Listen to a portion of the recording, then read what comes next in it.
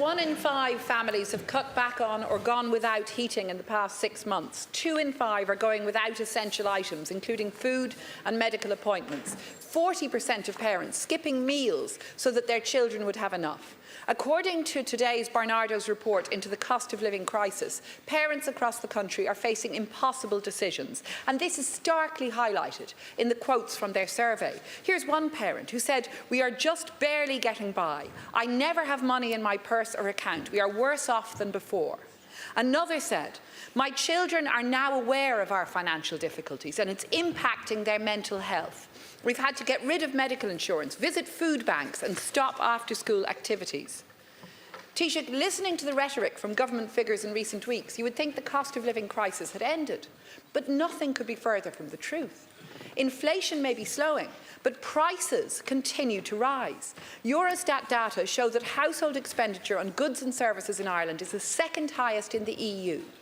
Rents are rising faster than at any point in the past 20 years. Taoiseach, renters must now pay in excess of €2,000 per month to keep a roof over their heads. That's if they can find anywhere to rent. And to compound matters, students and their families are now facing huge uncertainty as to their fees for the coming year. A vastly increased hike in fees from €2,000 to €3,000 and no clarity from government as to whether this will be the case or not. And Taoiseach, this is having a massive impact on households seeking to budget and to plan ahead for the year ahead, particularly households where you have 2 or more children in third-level education. And you must be aware of this.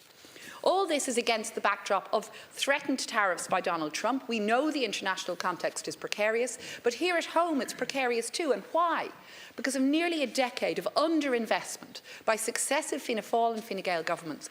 Underinvestment, failure to invest in the necessary public services and infrastructure that would provide a lifeline for struggling communities. We've had nearly a decade of failure to invest in social and affordable housing, failure to invest in water and energy infrastructure, itself now slowing down the pace of construction, a decade without the development of decent disability services and provision in education, healthcare and childcare. And that's why we're seeing hard-pressed households facing such insecurity now, Taoiseach. Your method of governance is about capitulating to the private sector, relying on the market to provide, but the market cannot deliver decent public services. And over-reliance on developers hasn't delivered affordable housing, just as over-reliance on big supermarket chains has inflicted some of the highest grocery prices in the EU.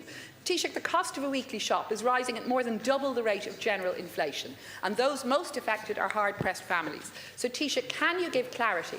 What measures will you adopt to tackle this grocery greedflation? And can you give students and families clarity on the level of fees they'll be paying?